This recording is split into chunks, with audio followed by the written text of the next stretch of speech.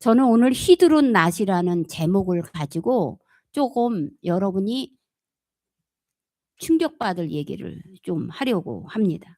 알렉스라는 학생이 있었어요. 알렉스라는 학생은 학교에서 수학여행을 가는데요. 이게 미국이기 때문에 땅이 너무 넓어요. 그래서 수학여행을 가려면 비행기를 타고 가요. 알렉스라는 학생이 수학여행을 가라고 친구들과 비행기를 탔는데 여러분 비행기에 바로 타면 바로 떠나지 않잖아요. 이게 대기 시간이 있어서 잠시 잠이 들었어요. 잠이 들었는데 꿈을 꾸게 되는데 어떤 꿈을 꿨냐면 비행기가 하늘에서 공중 폭파되는 꿈을 꾼 거예요. 근데 그 공중 폭파되기 전에 이상 증세들이 나타나는 걸 환상으로 꿈에 하나씩 하나씩 보여준 거예요. 그래서 잠깐 잠들었다 깨니까 꿈이에요. 근데 마침 그때 기장이 "승객 여러분" 하면서 "이제 이 비행기가 곧 이륙할 것이니 안전벨트를 매 주시기 바랍니다." 이렇게 얘기를 하는 거예요. 그러니까 자기가 이 꿈을 믿은 거예요. 그러니까 '나는 이걸 지금 비행기를 타고 가면 자기는 죽어.' 그럼 타 가야겠어요, 안 가야겠어요? 비행기는 이륙해서 내릴 수는 없어요, 이륙하려고 하니까. 그래서 난동을 부립니다. 마치 정신질환자처럼 "나 이곳에서 내려야 됩니다. 나 가기 싫습니다." 막 발작을 일으키면서 발악을 합니다. 근데요. 그것을 이길 수가 없으니까 잠시 인제 떠나지 않고 내려줘요. 근데 그 알렉스가 그런 행동을 하는 걸 보고 주변에 있는 친구 중에 몇 명이에요? 그 비행기 안에 500-600 명이 탔잖아요.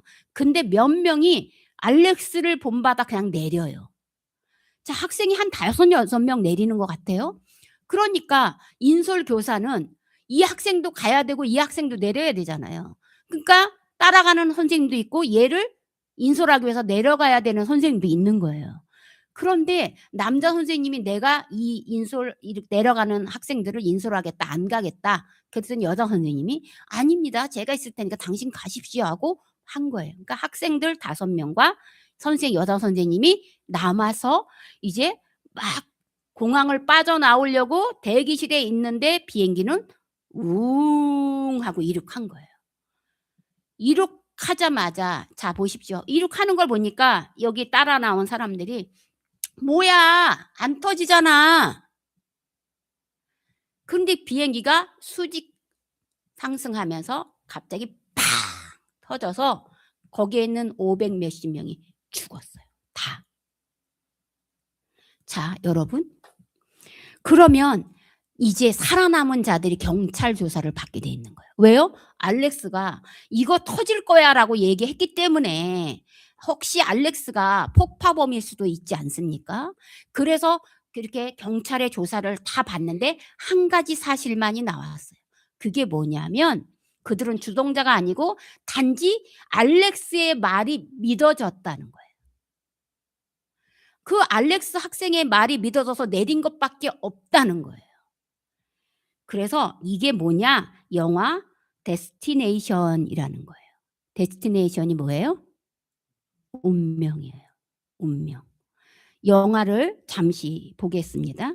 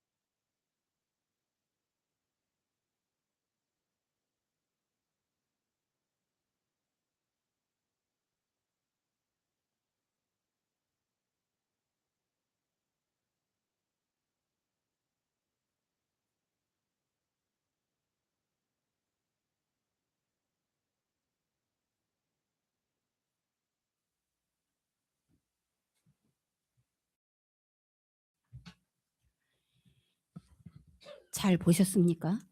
여러분이 만약에 미래에 일어날 일들을 알고도 불리한 일을 과연 행할 수 있을까요? 성경은 지금 알렉스의 말처럼 하나님의 심판을 두루마리에다 다 써 가지고 사도 요한에게 환상으로 지금 보여주고 있는 거예요. 알렉스랑 똑같은 거죠. 그래서 일곱 대접의 심판과 최후의 심판이 지금 남아 있어요. 그 사건은 바로 종말은 이루어진다는 것이에요. 사람들은 심판을 받는다는 거예요. 그게 확실하게 성경에 쓰여져 있어요. 근데 심판주는 누구냐? 어린 양으로 비유된 예수 그리스도라는 거예요. 요한복음에는 예수님이 직접 이렇게 요한에게 제자에게 이렇게 말한 게 기록되어 있어요. 아버지께서 아무도 심판하지 아니하시고 심판을 다 아들에게 맡기셨다. 그러므로 심판주는 아까 장 집사님이 기도한 것처럼 창조주는 하나님이시고 심판주는 예수님이에요. 그 예수님이 올 때가 있다는 거예요. 근데 오늘 사도 요한이 오늘 본문에 보면 무엇인가 또 하나의 환상을 봤는데 또 내가 보니 흰 구름이 있고 구름 위에 인자와 같은 이가 앉으셨는데 그 머리는 금면류관이 있고 손에는 예리한 낫을 가졌더라 그랬어요. 사도 요한이 봤더니 구름 위에 한 인자 같으신 이가 앉아 있는 거예요. 인자가 누구예요? 예수님을 상징하는 거예요. 그건 성경에 많이 나왔기 때문에 인자가 누구예요? 물어보시면 안 돼요. 예수님이 앉아 있는 거예요. 구름 타고. 예수님의 자가용은 구름이에요.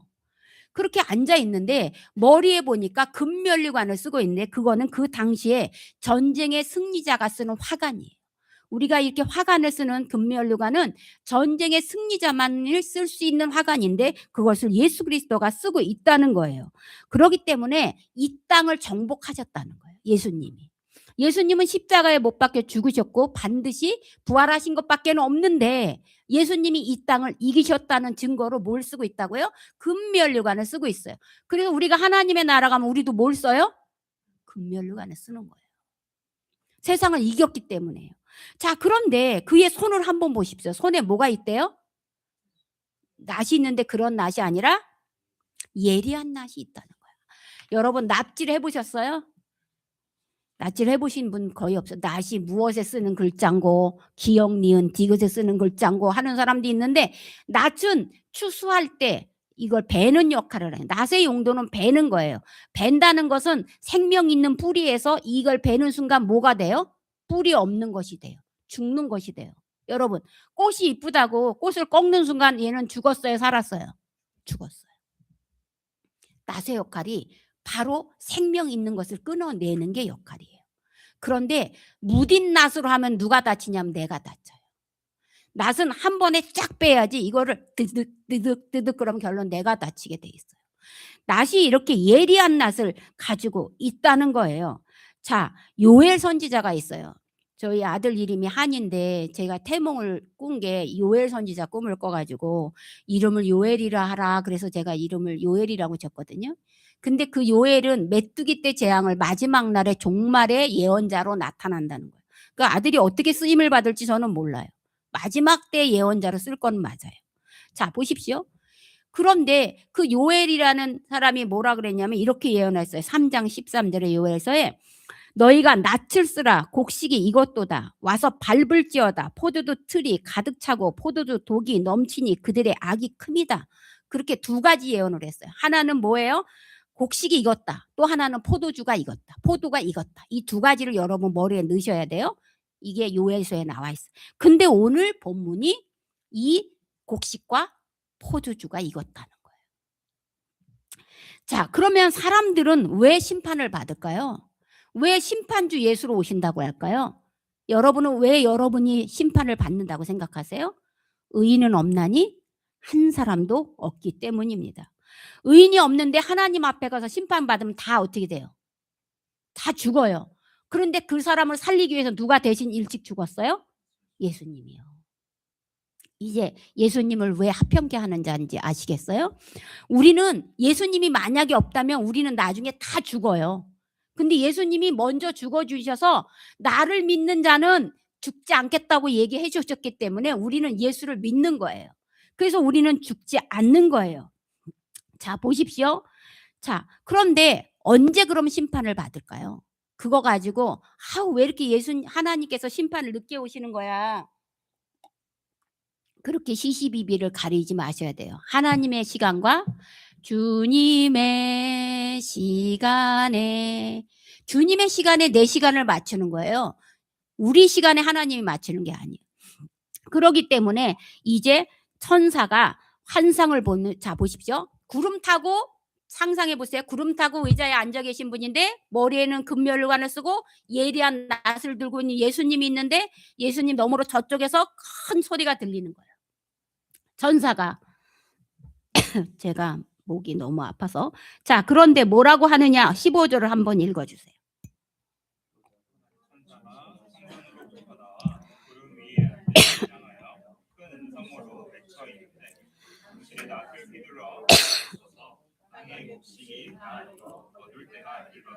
자, 구름 위에 가신 그 예수님 앞에 이쪽에서 어떤 천사가 큰 소리로 얘기하는 거예요. 자, 이건 명령이에요, 간청이에요? 간청이죠. 예수님보다 높은 사람은 없어요. 그렇기 때문에 큰 소리가 간청을 하는데 뭐라고 간청하냐면, 당신의 낫을 휘둘러 거두소서, 땅의 곡식이 다 익어 거둘 때가 이르렀음이니이다 그래요.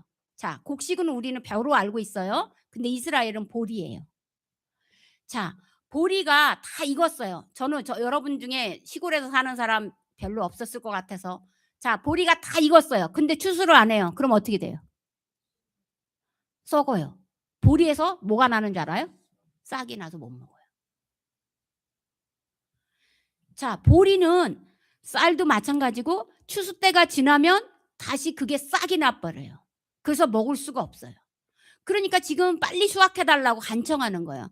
싹이 날 지경입니다. 빨리빨리 거두어 주십시오. 그랬더니 16절에 구름 위에 앉으신 이가 낫을 땅에 휘두르매 땅의 곡식이 거두어집니다. 이게 하나의 사건을 본 거예요.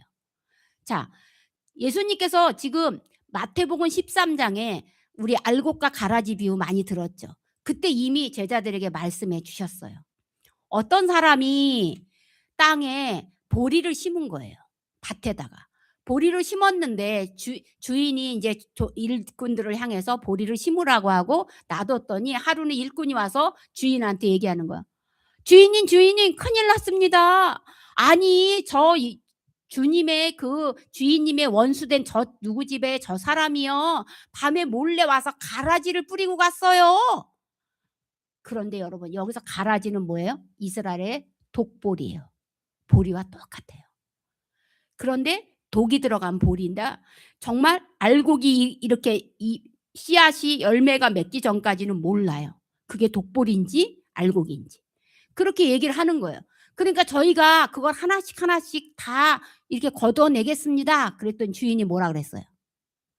내버려 두어라. 혹시 가라지 똑같다 그랬잖아요. 가라지를 뽑으려다 뭐가 뽑힐까 봐? 여러분들이 뽑힐까 봐. 내가 사랑하는 보리가 뽑힐까 봐 그냥 내버려 두면 나중에 수확대가 되면 어떻게 되는 줄 아세요? 수확대가 되면 청보리와 독보리가 너무 차이가 나는 거예요. 삐죽삐죽 올라오는 거예요. 피는 벼보다 먼저 삐죽 올라오죠. 그렇기 때문에 그때 추수할 일꾼들에게 알곡은 걷어서 곶간에, 쭉 이 가라지는 걷어서 불에 태운다는 거예요. 자, 지금 이 얘기를 하는 거예요. 예수님께서 저 땅에 지금 알곡이 터질 지경이야. 알곡이 누구예요? 여러분, 성도들이에요. 지금 성도들이 터질 지경이 뭐예요? 자, 여러분은 어떻게 이해하고 계세요? 성도가 터진다는 거 뭐예요? 자, 보십시오. 도로 죄인의 길로 가기 직전이라는 소리예요. 왜요? 악한 것들이 독보리 때문에 상처를 얘가 입잖아요. 그죠? 입으니까 얘가 지금 성도로서 견디다 못해 어떻게 되는 거예요? 터지는 거예요. 죄인의 가기 직전이니까 빨리 좀 걷어가 달라고 간청하는 거예요. 천사가. 이게 천사일 수도 있고 여기서 하늘에서 올라가는 우리의 기도일 수도 있는 거예요. 그렇게 얘기한 거예요. 그러니까 예수님께서 낫을 휘두릅니다. 근데 상황이 바뀝니다. 자, 어떻게 바뀝니까? 17절 한번 다시 읽어보겠습니다. 시작.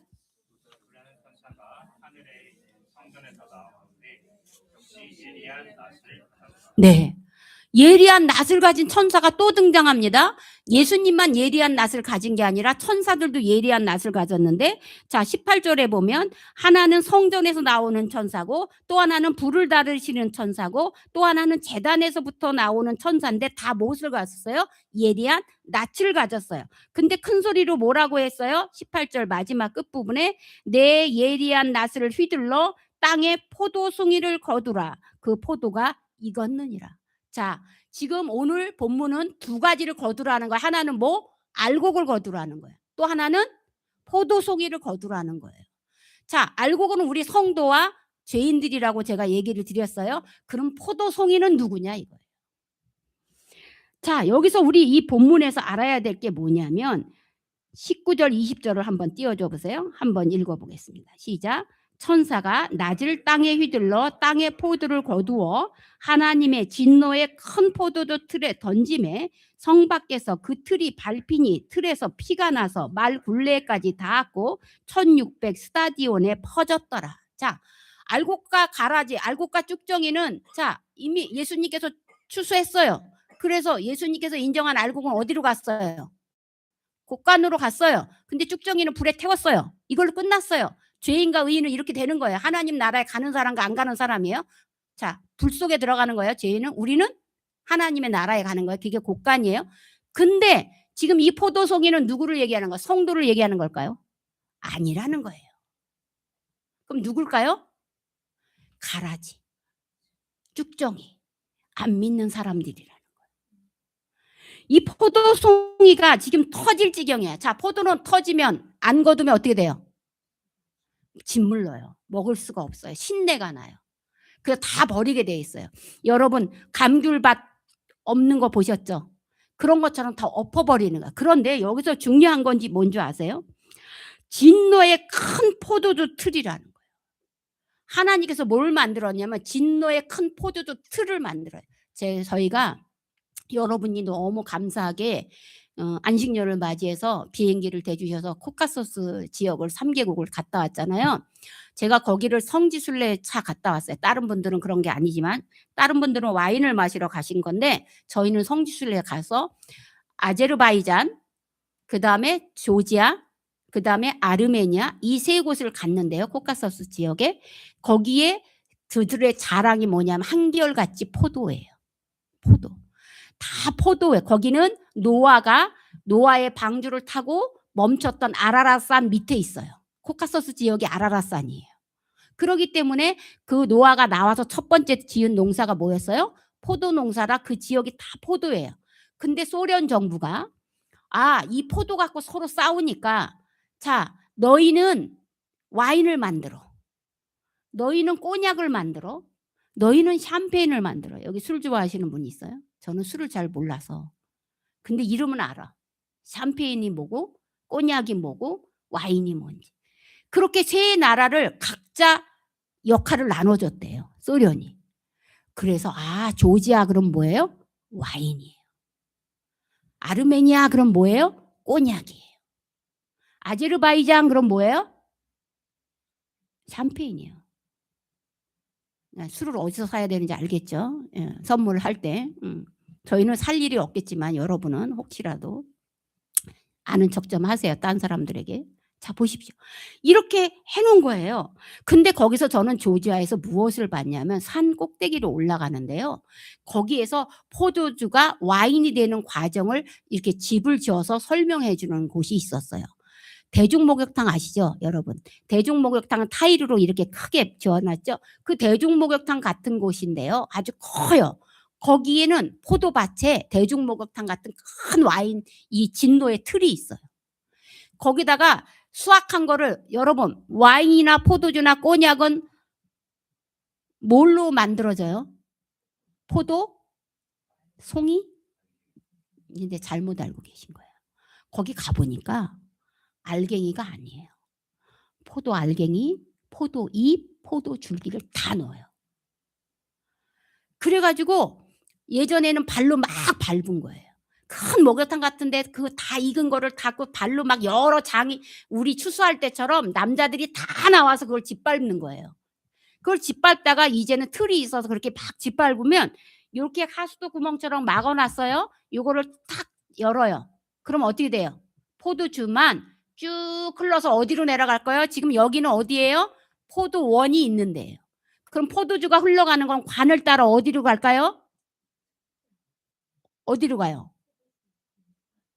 예. 자기네 집으로 가겠죠. 주인 집으로 연결이 돼 있는 거예요, 계속 길게. 거기는 축약해서 보여줬지만 이 관들을 계속 해 가지고 자기네 집 앞에서 이 밸브를 틀면 포도즙이 나오게끔.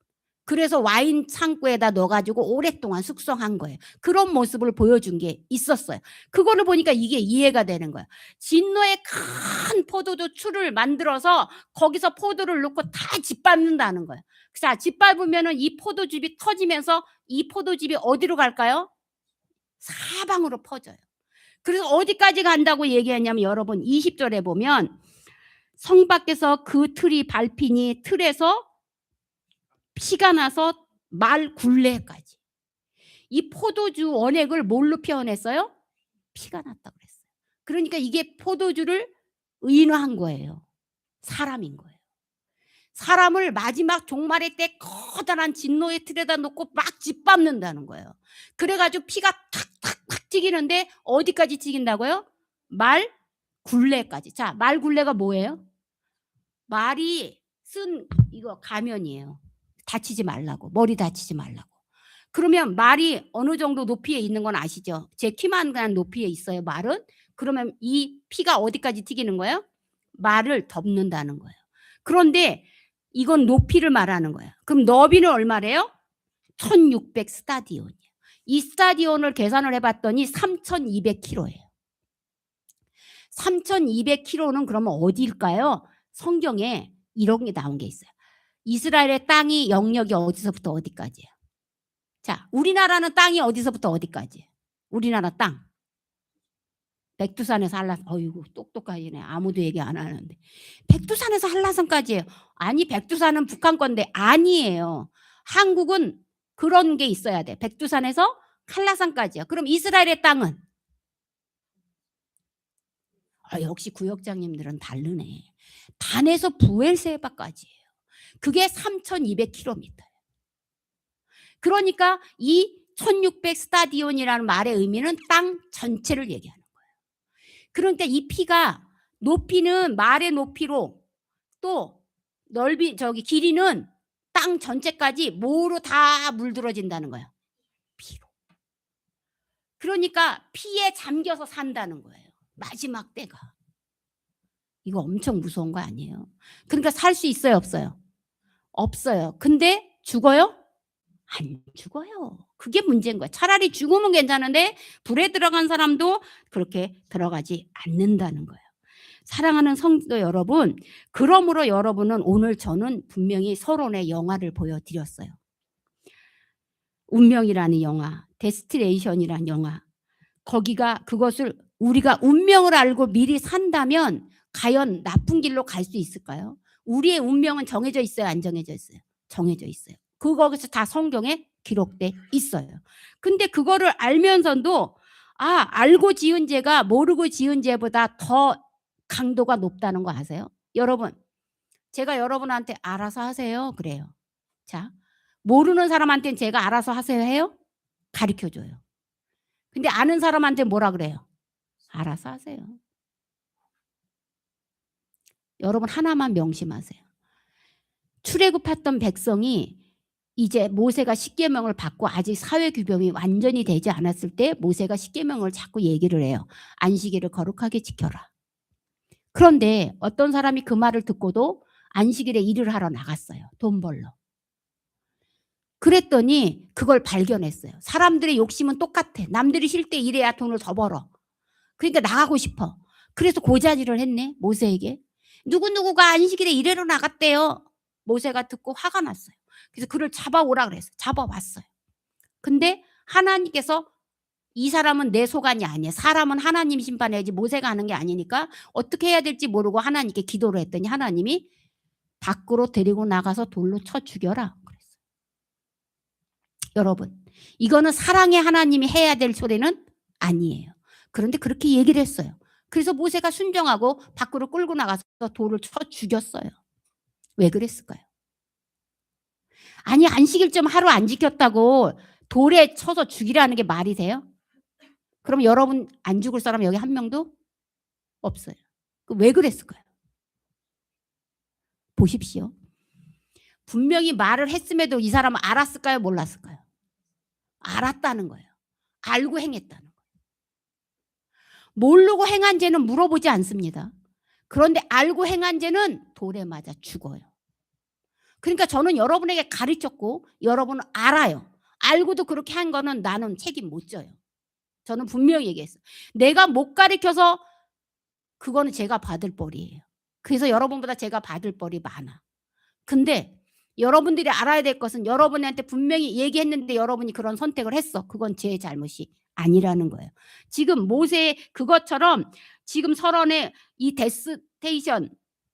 데스티네이션이라는 이거 이 운명이라는 영화처럼 자 알려줬어요. 알려줬는데 그거를 믿고 따르느냐 안 믿느냐의 차이는 여러분의 선택권이 있다는 거예요. 그러므로 여러분 최후의 심판은 안식일에 돌로 쳐 죽인 것과 같아요. 아, 나 이런 일이 있을 거야. 그러니까 너희들 거룩하게 하나님의 빛된 백성으로서 말씀을 듣고 지켜 행하는 자가 돼라고 얘기하고 있는 거예요. 그런데요. 우리들은 다 죄인들이라 찾고 세상 사람들이 더 조합해. 세상 사람들이 가진 게가 부러워. 그래 더더더 더 하고 하나님의 말씀은 더더더 할 생각을 안 해. 여러분 천국은 침노하는 자의 것이에요. 여러분이 이 땅에 있는 것에 미련을 두면 하나님도 여러분에게 미련 두지 않아요.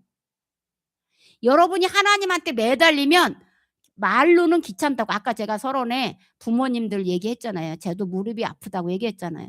부모님들은 여러분을 기다리고 있는데 여러분은 이 세상 것 사느냐고 아무도 관심이 없어요. 그런데 부모를 가까이 하면 뭐가 생겨요? 자, 서론에 얘기했어요. 하리가 할머니를 가까이 하면 뭐가 생겨요? 용돈이 생겨요. 그래서 다음에 물어봤어요. 다음에 할머니가 또 가자 그러면 갈 거야? 그랬더니 제가 뭐라 그랬을까요? 앙! 그래요. 여러분 천국이 마치 이와 같은 거예요. 우리가 알고도 만약에 따르지 않는다면 우리는 죽음밖에 불밖에 여러분 피 속으로 걸어 다닐 수밖에 없는 입장이 될 것이라는 거예요. 이 예수 그리스도 이 영상처럼 비행기 탄 자들 모두에게 알렉스는 얘기를 했어요. 이 비행기가 폭파할 거라고. 여기서 나가야 된다고. 그런데 그를 믿은 사람은 몇 명 안 됐다는 거예요. 우리가 아무리 이런 말씀을 전해도 여러분의 가정에 있는 사람들이 안 믿어요. 안 믿을 확률이 80% 넘어요. 비행기 확률처럼. 그런데 여러분 죄송한데 여기 앉아있는 여러분 중에서도 안 믿는다는 거예요. 그래서 자꾸 세상 것에 욕심을 부린다는 거예요. 여러분 반드시 예수님을 믿으면 영생을 얻습니다. 그리고 예수님이 가신 그 길을 우리도 갑니다. 그러기에 이 땅에서 잠시 잠깐 아까 비 온 뒤에 빛이 나고 어둠 온 뒤에 빛이 나고 그죠? 그런 것처럼 여러분이 견딜 그 고난은 아주 잠시 잠깐이고 영원히 누릴 쉼이 평안이 더 길다는 사실을 깨닫는 여러분이 되시기 바랍니다. 비행기가 반드시 폭발하는 것처럼 하나님의 말씀도 반드시 이루어져서 포도가 터져서 피가 사방으로 퍼진 것처럼 심판주 어린 양이 같은 인자가 휘두른 낮이 곧 우리에게 임하고 있어요. 지금도 진행 중입니다. 그러므로 꼭 기억하시기 바랍니다. 인자 구름을 타고 오신 인자가 낫을 들고 있다는 사실을 그리고 그것으로 알곡과 쭉정이를 똑같이 베서 우리는 어딜 가야 돼요?